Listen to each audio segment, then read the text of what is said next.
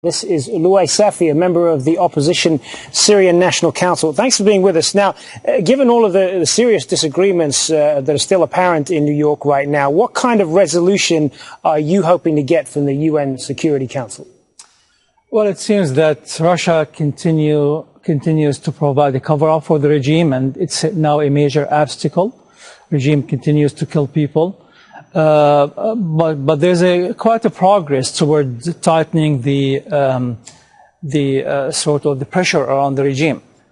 We hope that Russia will change its position to support the current, proposal, which is really about allowing observers to go to Syria and forcing the regime to withdraw its own killing machine out of the streets.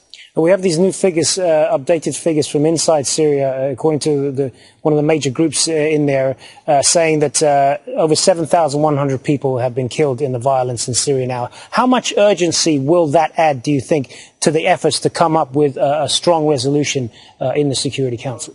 I think it will, because this is a high number, and the number is increasing rapidly. In fact, in the last couple of weeks, the rate of killing has increased, and the regime seems to want to use the same approach that it did in 1981.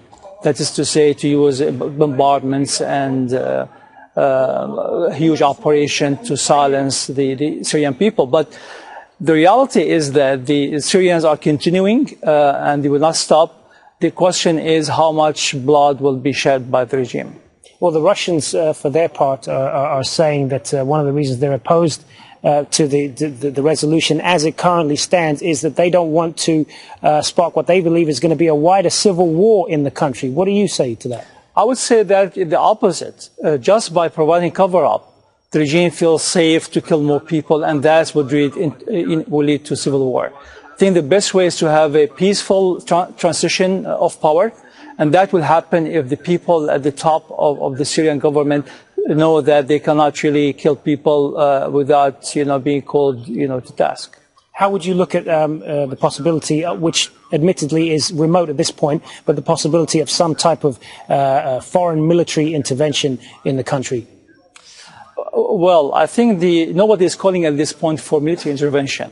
All the efforts is to make sure that there is international support of a mission of observers. So at this point, there is no call for intervention. But clearly, if the Syrian government continues to use its military might against its own people, then probably many countries will go that route.